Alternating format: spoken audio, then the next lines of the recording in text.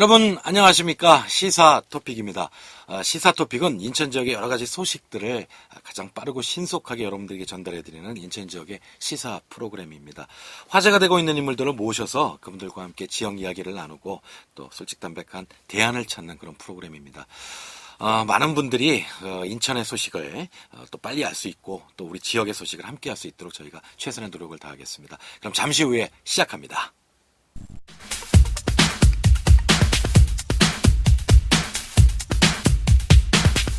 문재인 새 정부가 출범했습니다. 힘차게 출발했는데요. 지난 6개월을 돌이켜보면 정말 우리 헌정사상 유례가 없는 그런 일들이 정말 많이 벌어졌죠. 국정농단 사태, 현직 대통령의 탄핵, 그리고 이어지는 조기 대선. 참 이 지난 그 시간들을 돌이켜보면서 우리 새 정부가 어떤 과제를 안고 가야 되는지 오늘 인천대학교 정치외교학과의 이준환 교수님 모셔서 이야기 함께 나눠보겠습니다. 교수님 안녕하세요. 안녕하십니까. 예. 참 아까도 말씀드렸지만 이 지난 6개월 정말 숨가쁘게 지나갔습니다. 이 헌정사상 유례없는 사태들을 이렇게 지켜보시고 또 이 투표 결과, 선거 결과까지 지켜보시면서 이 정치학자로서 어떤 생각이 드셨어요? 확실히 우리 헌법에도 나와 있다시피 국민이 정부를 만들고 국민이 선택할 수 있는 권리를 가지고 있고 네.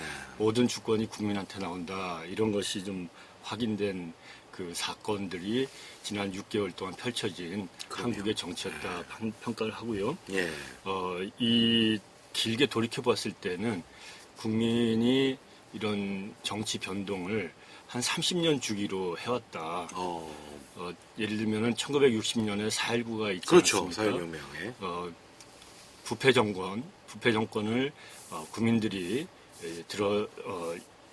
바꾸고 예. 또 1987년 그 후로부터 약 30년 후죠. 예. 1987년에 국민이 대통령을 직접 뽑자. 그렇죠. 이런 요구를 해서 네. 광범위한 민주화 운동이 결실을 맺었었고 그로부터 꼭 30주년이 되는 게 올해인데 역시 국민이 부패한 정권을 심판하고 예. 새로운 정치 피구하는 선거 결과를 이뤘다 이렇게 평가를 할 수 있을 것 같습니다. 참 국민의힘이 얼마나 대단한가를 보여주는 그런 결과가 나왔는데 이 국정농단 사태 이로 인한 대통령의 탄핵 이거 아까도 말씀드렸지만 헌정사상 최초의 사태 이거 보시면서 어떤 생각 드셨어요? 좀 여러 가지로 착잡한 것이 있었고 예. 또 여러 가지로 참 대단하다라고 하는 것이 있었는데 착잡했었던 것은 정말 국민들이 이게 나라냐라는 말을 할 정도로 그렇죠.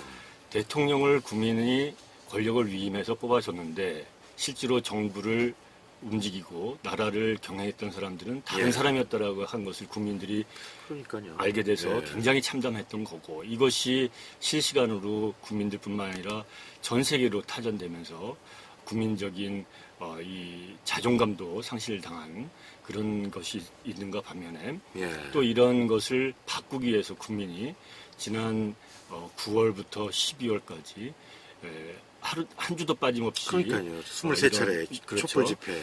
그런 예. 그 국민의 참여로 촛불을 들고 바꾸려고 하는 노력을 한 이것은 뭐 우리나라 전 세계적으로나 예. 우리나라나 이 찾기 어려운 그런 사례에서 굉장히 아주 자랑스러운 그 광경이라고 할 수 있겠습니다. 예. 이번 대선 결과 보시면서 이 표로 보는 국민들의 민의 어떻게 해석할 수 있을까요? 국민들은 지난 9월 달부터 내내 새로운 변화, 네. 제왕적 대통령제의 해체, 그렇죠. 이런 것을 염원해 왔는데 예. 이번 선거 결과도 새로운 변화, 정권의 교체 이런 것의 결실이 여지없이 반영된 거라고 볼 수 있을 것 같고요. 예. 그것도 국민이 스스로 선택하고 국민이 스스로 바꾼다 이런 결과가 담겨져 있다고 볼 수 있을 것 같아요. 예. 특히 지난 사전 투표가 있지 않았습니까? 지난 그렇죠. 일주 전에 예. 사전 투표를 했었는데 사전 투표에서 대구와 부산의 사전 투표율이 제일 낮았지 않습니까? 근데 이 9일날 선거할 때도 과히 평균보다 낮거나 평균 정도에 그렇다고요. 머물렀던 것. 그리고 대구와 부산에서도 보수 정당의 후보들이 과반수를 득표를 못했습니다. 예, 그렇습니다. 이거는 그 지역에서도 좀 변화를 희구한 것이 아니겠느냐. 그리고 선거 결과를 보면 서울에서도 이른바 강남 3구를 예. 제외하고는 다 또 민주당 지금 뭐 집권한 정당에 네. 투표를 한 것을 보면 이만큼 변화에 대한 그 국민적인 갈망이 강했다 평가를 할 수 있을 것 예. 같습니다. 자, 10년 만에 다시 진보 정권이 탄생을 했습니다. 그 이전에 이제 김대중 대통령, 노무현 대통령 시절에 10년, 그 이후에 이제, 이명박 대통령, 박근혜 대통령, 아까 말씀하신 대로 자꾸 이제 정권이 이렇게 바뀌고 그러면서 이제 민주화가 더 가열차게 오고 있는 건데, 자, 지금 그 여소야대 전국이에요. 대통령 취임 이후에 정계 개편이 불가피하지 않겠습니까? 예, 그러한 환경이 조성되어 있는 건 사실인 것 같아요. 예. 대통령이 소속되어 있는 민주당의 의석이 120석이에요. 예. 300석, 지금 안철수 전 후보가 예. 사표를 냈기 때문에 299명인데 그렇죠. 300명 중에 예. 이 120석이면 아무것도 할 수 없다. 그래서 40석인 국민의당이랑 또 20석 가지고 있는 바른정당의 의원들이랑 같이 협력을 해서 국정을 탄력 있게 운영해야 되지 않느냐라고 하는 것이 더불어민주당 내에서도 제기가 되고 있는 상황이고 예. 또 바른정당이나 국민의당에서는 선거에 패배하고 선거 결과가 자기네들이 희망했었던 것만큼 안 되겠다라고 하는 그렇죠. 평가 때문에 예. 지금 지도부를 비대위 체제로 바꾸고 앞으로 어떻게 해 나갈 것인가를 모색하는 중인데 앞으로 만약에 지금 더불어민주당이 정치를 잘하고 문재인 대통령의 지지율이 높아간다면 예. 이것은 민주당으로 바른정당의 일부나 국민의당의 일부가 같이 갈 수 있는 유인이 충분히 된다. 그렇죠. 그 대신 그 정당의 리더십이 약하다 그러면은 더 가속화될 수가 있을 것이라고 보고요. 예. 또 하나 변수는 내년에 예정되어 있는 지방선거다. 지방선거, 그렇죠. 지방선거를 이겨야 되고 지방선거에 하고자 하는 사람들의 그 바람이 더 유력한 정당의 힘을 빌어서 이기고 할 것을 기대한다면 예. 정계 개편이 가속화될 수 있는 그렇죠. 계기가 될 수 있을 거라고 봅니다. 문재인 대통령이 취임하자마자 가장 강조한 것이 외교 문제 빼놓고 두 가지입니다. 적폐청산, 우리 사회 부조리를 좀 없애겠다, 개혁하겠다 이런 것과 국민 통합. 이게 이제 다소 충돌되는 그런 그 과제들이에요. 이거 어떻게 조화를 이뤄 나가야 됩니까? 글쎄요, 이제 이것이 지난 선거 전이나 네. 선거 끝난 다음에 모두 다 원론적으로 협치를 해야 된다 이런 것에 대해서 공감대가 형성되어 있는 것 같은데 예. 저는 좀 다른 의미로 다른 시각에서 말씀드리고 싶은 것은 협치건 아니면 개혁이건 통합이건 이것이 예. 성공이 하려면 실물 경제, 바구니 경제, 주머니 그렇죠. 경제가 예. 잘 그렇습니다. 풀린다면 네. 대통령이 하는 그것이 통합이건 그것이 개혁이건 국민적인 여론이 형성돼서 힘있게 갈 수 있을 것이다. 네.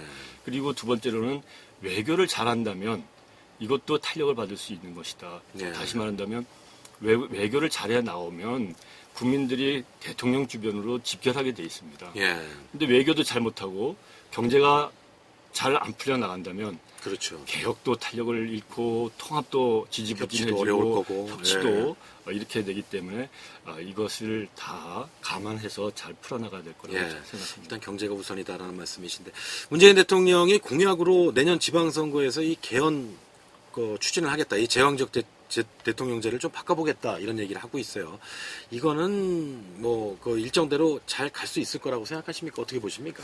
제가 지금 국회의장 직속 개헌특위 자문위원회로 그러시죠. 있으면서 살펴보고 한 건데 이게 그렇게 간단한 문제는 아닌 걸로 그렇죠. 보이고요. 예. 제왕적 대통령제라 이렇게 돼 있으면은 대통령이 외치와 내치를 다해서 제왕적 대통령제라고 하는 거라면 내치와 외치를 분리하는 예. 이른바 이원 정부제로 가는 것이 답이 될 수 있을 것인데 제왕적 대통령제가 내치와 외치를 다 담당해서가 아니라 예. 입법부, 행정부, 사법부, 언론, 시민사회, 개인의 권리, 자유 이런 것에 위에 있다라고 한다면 예. 입법권도 빼주고 행정부의 독립을 기해주고 사법부의 정치적 독립을 강화시켜주고 언론의 자유 보장하고 시민의 자유를 보장하는 식으로 분권을 하는 그래서 순수한 삼권 분립의 예. 대통령제가 대안이라고 생각하는데 예. 아마 문재인 대통령도 그런 개헌 방향을 생각하고 있는 걸로 알고는 있습니다. 또 이 새로운 시대의 지방 분권이 상당히 화두가 아닙니까? 근데 지방의 분권을 좀 하려고 해도 이것도 역시 개헌에 담아야지 가능한 거 아니겠습니까? 맞습니다. 이 부분 어떻게 보세요? 지금 뭐 개헌이 이번에 이루어진다면 네. 아주 이번 헌법의 1조부터 마지막 네. 조까지 전체 다 이제 개정을 해야 될 것인데 그렇죠. 이 계기에 통해서 지방자치를 지금 1987년 이후 92년대에 부활됐었는데 이것이 이제 20년 넘으면서 가지고 있었던 한계를 바꿀 수 있는 근본적인 지방자치의 제도화 그렇죠. 이게 필요한 시점이라고 할 수 있겠습니다. 예.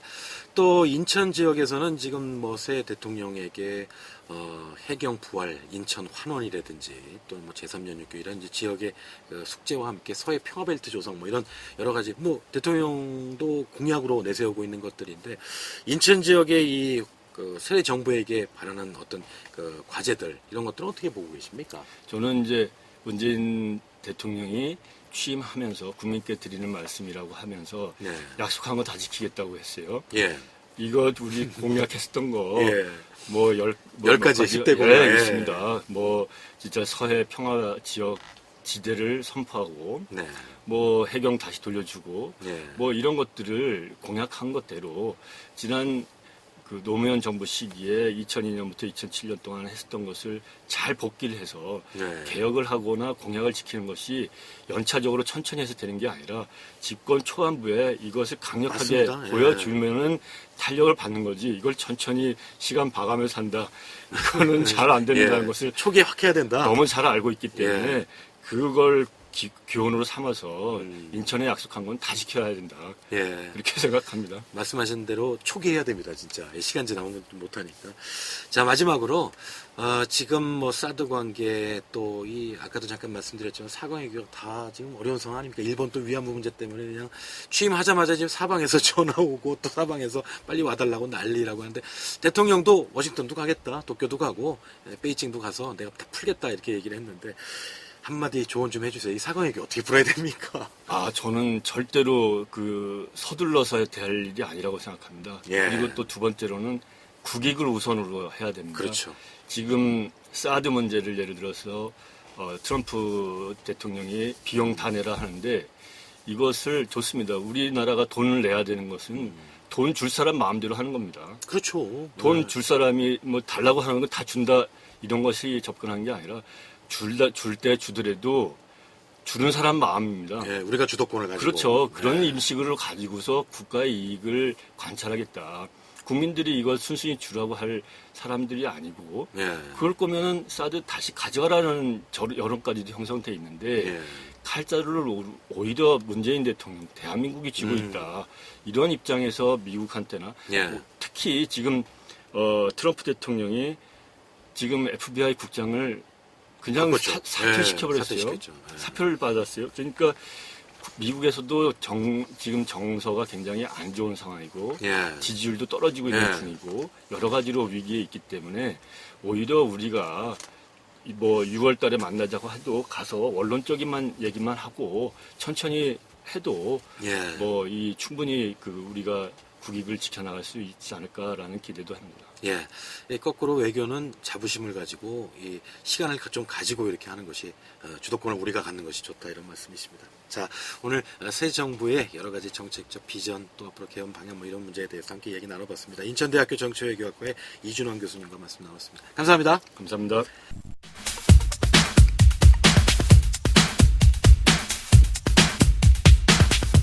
인천의 여러 가지 소식들을 알아보는 이슈 인천. 오늘도 인천광역시 대변인실의 김석철 방송팀장님 자리에 함께 하셨습니다. 안녕하세요. 네, 안녕하세요. 예.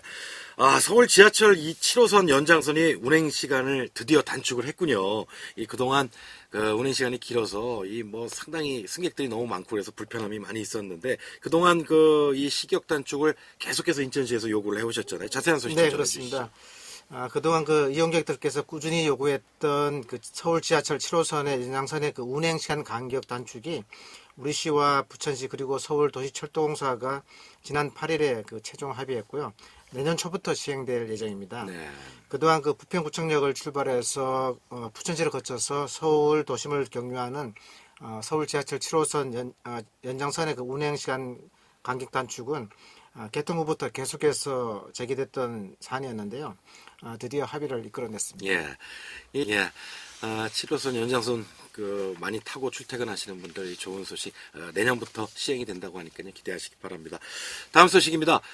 이번 달에 피파 U20 월드컵이 열리게 되죠. 네, 그렇습니다. 그 입장권을 오프라인 판매를 시작을 했네요. 네. 연세 많으신 어르신의 경우에는 이제 온라인보다 오프라인이 더 편하니까 어디로 가야지 구매할 수 있습니까? 네, 우리시는 그 피파 U20 월드컵 대회 입장권의 그 판매 활성화를 위해서 다음 주인 금요일 19일까지 시청 민원실에서 입장권을 판매하고 있습니다. 예. 평일 오전 9시부터 오후 6시까지 시청 민원실 1층에 있는 문서 접수 창구에서 판매가 되고 있는데요. 관람을 원하시는 시민들께서는 방문하셔서 구매하시면 됩니다. 다만 그 구매는 그 카드 결제만이 가능하고요. 현금 결제와 또 그 카드 취소는 불가능하니까 구매하실 때 유의하시기 바라겠습니다. 예, U20 대회 정말 얼마 남지 않았는데 자세한 경기 일정과 또 입장권 가격도 좀 설명해 주시죠. 네, 입장권은 그 경기와 연령별 그리고 좌석 등급별로 좀 차등이 있는데요. 7,000원부터 5만 원까지 다양하게 책정이 되어 있습니다. 특히 그 더블 헤더 경기는 하나의 입장권으로 두 경기 모두를 관람하실 수가 있고요. 예. 장애인과 국가유공자 그리고 문화누리 카드 소지자에게는 다양한 할인율도 적용이 됩니다. 우리시에서 열리는 그 피파 U20 월드컵 대회는 5월 22일과 25일, 27일에 조별 예선전 6경기가 열리고요. 6월 1일에는 그 16강전 두 경기가 열리게 됩니다. 네. 이번 기회에 그 인천 축구 전용 경기장에 오셔서 미래의 축구 스타들을 만나보시기를 바랍니다. 예, 피파 U20 월드컵 이번 달에 또 다음 달 초에 인천에서 다양하게 열리니까 여러분들 미리미리 좀 입장권 구매하시고 축구 좋아하시는 분들 함께 하시기 바랍니다. 자, 다음 소식입니다. 인천시가 신청사 신축 계획을 발표했습니다. 저희도 그 내용을 좀 소개해드린 적이 있는데 구체적으로 신청사 신축 계획 어떻게 됩니까? 네, 우리시는 그 2021년까지 시 본청 운동장 북측 부지에 그 신청사를 신축하고요. 서구 가정동 루원시티에 제2청사를 짓는 그 청사 신축 계획을 발표했습니다. 그동안 우리시는 그 시교육청에 서구 루원시티로 옮기는 방안을 제시했지만 예. 원만한 그 해결이 되지 않아서 이번에 신청사 신축 계획을 발표하게 되었는데요. 현재 시 본청 운동장 그 북측 부지에 들어설 신청사는 지하 1층, 지상 17층, 연면적 46,000 그 평방미터의 규모로 건립해서 예. 분산되어 있는 그 뮤추얼 타워 등에 있는 부서들을 입주시킬 계획이고요. 루원시티의 그 제2청사는 지하 2층, 지상 20층, 연면적 46,500 평방미터의 규모로 건립을 해서 인천도시공사와 인재개발원 그리고 인천발전연구원, 종합건설본부 등의 그 산하 8개 기관을 이전시킬 예정입니다. 예. 신청사 들어서기 전까지 이제 많은 행정사항들이 필요할 텐데 착공은 언제쯤 하고 재원 신청사 또 건립하는 재원은 어떻게 마련합니까? 네, 우리는 그 신청사 신축을 위해서 이달 중에 기본 계획과 또 타당성 용역을 발주하고요. 내년에 실시 설계를 해서 늦어도 2019년에는 착공할 계획이고요. 총 사업비는 신청사 건축비 956억 원과 제2청사 건축비 1,394억 원을 합쳐서 2,350억 원이 예상되고요. 이 재원의 확보를 위해서는 인천 인재개발원 등 그 이전 기관의 그 부지를 매각해서 1,793억 원을 마련하게 될 예정이고요. 예. 나머지 557억 원 정도는 시 예산으로 충당할 계획입니다. 자, 마지막 소식입니다. 인천시가 지역 자율형 사회 서비스 평가에서 4년 연속으로 좋은 성과를 냈다는 소식인데 이게 무슨 얘기입니까? 네, 우리 시가 그 보건복지부에서 주관한 2016 그 지역 자율형 사회 서비스 투자 사업 성과 평가에서 우수상을 수상하게 되어서 예. 인센티브로 국비 3억 원을 교부받게 되었습니다. 그래요? 이번 평가 결과로 우리 시는 그 2013년부터 보건복지부의 사업평가가 시작된 이후부터 4년 연속 최우수 지역으로 전국 1, 2위를 차지하는 그 영광을 얻게 되었습니다. 예. 4년 연속으로 이 최우수 기관으로 평가가 됐다면 참 훌륭한 결과인데, 근데 이 지역 사회령 사회 서비스 이게 좀 생소해요. 이게 어떤 서비스입니까?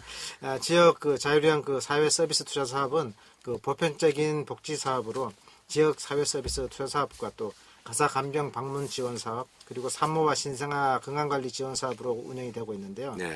이들 사업들은 우리 시의 지역적인 특성과 또 시민의 욕구를 반영해서 시민에게 적합한 맞춤형 사회 서비스를 제공하거나 산모와 신생아의 건강관리를 지원하고요. 원활한 일상생활과 또 사회 활동에 계획을 저소득 세우고 있습니다. 취약계층에 46,000은 어느 가사 정도냐면 간병 방문 동도 지원 지역에 사업도 나가 하고 있는 있습니다. 면적이 앞으로도 우리 시는 12,000은 그러니까 건강복지 46,000에서 사업을 12,000을 빼면은 행복한 복지 지금 인차를 판단을 만들어 하고 나가기 있습니다. 위해서 시민들과 더욱더 소통해 나갈 계획입니다. 예, 다양한 인천 소식 인천광역시 대변인실의 김석철 방송팀장과 함께했습니다. 고맙습니다. 네, 감사합니다.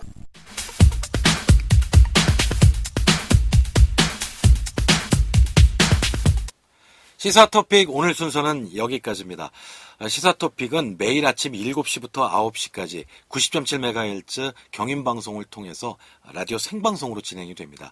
그 시간에는 여러분들 SNS로 여러분들 의견도 받고 또 문자 메시지도 받고 하니까 많이들 소통해 주시기 바라고요. 케이블 TV에서는 매일 밤 10시 반, 그리고 다시 보기 하실 수도 있습니다. 인천 N방송을 통해서 다시 보기 하실 수가 있는데요. PC 포털에서 인천 N방송 검색하시거나 요즘은 스마트폰 많이 쓰시니까 스마트폰 플레이스토어, 앱스토어에서 인천 N방송 검색하셔서 다운받으시고 켜시면은 언제든지 지금 진행된 인터뷰 다시 보기 하실 수 있습니다. 저희는 가장 빠르고 또 가장 정확하게 우리 지역 인천의 소식을 전달해 드리기 위해 최선의 노력을 다하겠습니다. 그럼 내일 이 시간 다시 뵙겠습니다. 감사합니다.